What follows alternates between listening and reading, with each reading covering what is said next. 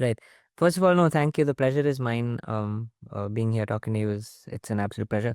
To answer your question, I think a little bit of a backstory is my debut film work was in Malayalam. I did a movie called Varshangal Shesham, and I think that debut kind of brought me back to my roots in the sense that essentially I am from Kerala, in the sense my parents, their roots go back to Kerala.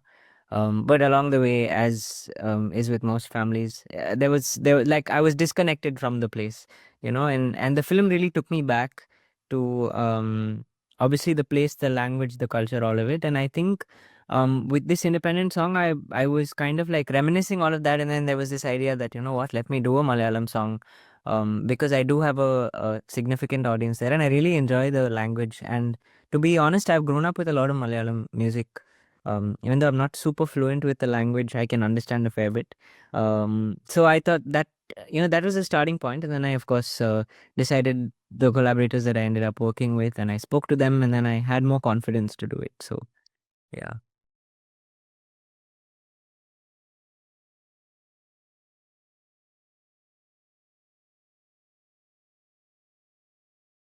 For sure. So, what's interesting is with this song, I've known Vinayak for a while as well, and I spoke to him and I told him, that I wanted to work with him on this.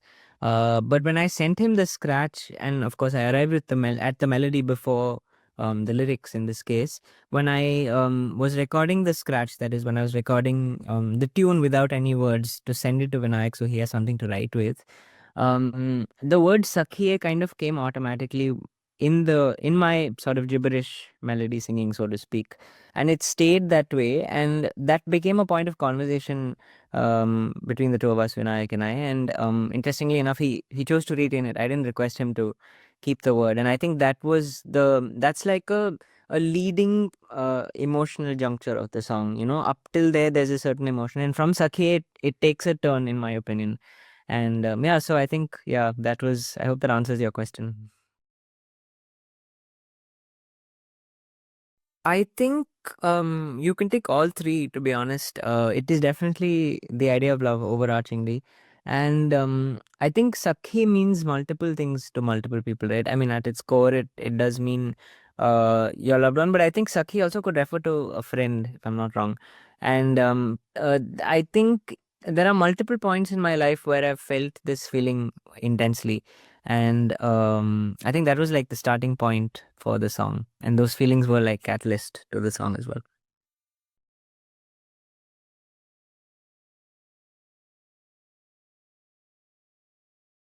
Oh yeah, absolutely. I think she's one of the most unique and equally phenomenal singers that we've got. And I've been listening to her music for a while now, not only her film music but her independent music as well. And with this song, I think what was exciting was I think we both sang very different ranges. In the sense musically, I had Sitara's sections be a lot lower, more like how Cheradugal, for example, from Kumlangi Nights is, and that was an exciting space for me to try and see, range wise, what we both could do together. And even I had to sing certain parts that were fairly higher than normal. And but then there were moments where the two voices come together, especially the second Sakhi and right after that. Those were the moments of synergy that I was excited by most, especially during the recording process. And I think she was also equally excited by it. So yeah, it was great. For sure. I think for me a lot of the language also draws me into certain cultural aspects, at least things that I relate to. And classical music, of course, is something that I grew up with. And more than classical, I'd like to say maybe Indian music that is rooted in Indian culture. So a lot of the melody derives inspiration from that for sure. But I always like to contemporize it when it at least comes to things like the arrangement, for example. So the song starts with a very like a very plucked acoustic sort of guitar riff that moves into a slightly, if I can say, a slightly afro beat where there's a little bit of a groove that's happening. And then there's this fairly flowy melody that's on top of that sort of sparse, like spaced out beats. So those are the kind of like things that I like to experiment when it complements each other and can also contrast each other. So I think this is now something that I'm not actively thinking of, where I'm trying to bridge the two, but it's something that's very like core to my identity. So I think it sort of just happens. That's a that's a tricky question, I think, and that's something that I'm learning along the way because it's so dynamic. And today, especially, music is not only about music. There's so much more that is I think a part of the entire sort of career professionally. Um, I don't know. I feel like taking risks is something that's very part of like who I am in the sense musical risks. I'd like to say, where I like to keep trying to push the envelope. But also that's just because I'm continuously curious. It's not with the active agenda of okay, I need to do this or I need to get these many. I don't know. There are so many metrics today, but that's never been the case. It's just been trying to see how much I can push my curiosity because at the end of the day, I really love what I'm doing, and I also love when I interact with an audience that's actively listening and actively growing. So I think the risk to reward ratio is never going to be great with any art form. But I think you can find peace with the fact that taking risks is itself so much in itself so rewarding. And I think for me, like I really enjoy that I have a fairly loyal audience when it comes to independent music, and I'm also growing my audience as a film composer. And I just finished a Tamil film. Before that, I had a Malayalam film, and now I'm in the process of beginning a couple more projects. So it's nice to see that the two are growing in very parallel streams of sorts. But there is one point where it converges. So I think that risk to reward ratio will get smaller soon.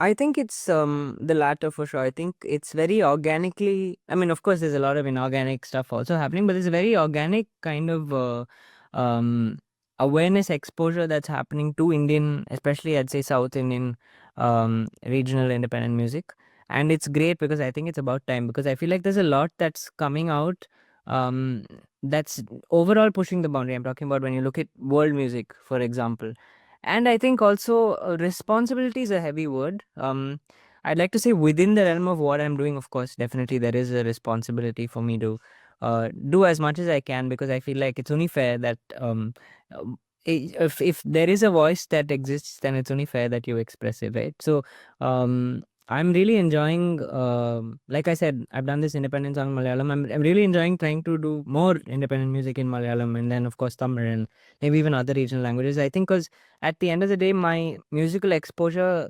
didn't limit to, I mean, other than singing English music, I've kind of sung many Indian languages, Marathi, Bengali. My dad is Bengali. My mom is grown up in Mumbai. So there's a lot of musical exposure that's been there. I write a little in Hindi. There's some Urdu influence. And so I find that it's interesting to like take one string from all of those different fabrics and then stitch something new together. I think this question has had different answers at different stages for me. Now I'm definitely not actively trying to reach a particular audience. But I think earlier I was trying to chase, say, a musical style that I was excited by, or something more specific that's maybe technically either it could be an audience that I'm catering to, or like a certain type of music. But I think now I'm trying to see if I can chase a certain emotion, or if there's an emotional connection that I can build, because I feel like that's more natural, or at least that's something that I'm learning is more natural. Because at the end of the day, there's a reason some of the greatest music, which may be super niche, is accessed by completely unknown audiences. For example, whether it's Malayalam rap reaching the West, or whether it's like say Qawwali music by Nusrat Fateh Ali Khan Sahab, like reigning in South India for eons. I think these are things that excite me because there's an emotional quotient that these artists are bringing in. That's something that I'm very, very excited by. And I want to try and chase that more, whether it's for myself or for an audience. I just hope it gives them that that butterfly feeling of course love, but also at some level there's a celebration to it that funnily enough I think on Instagram I started seeing a lot of people using it to wedding videos, and so we kind of I mean that kind of excited us, and more than wedding, also Onam related, a lot of things happened, so I thought like overall it can be a song of celebration. And if people are feeling that, then I feel like we've won.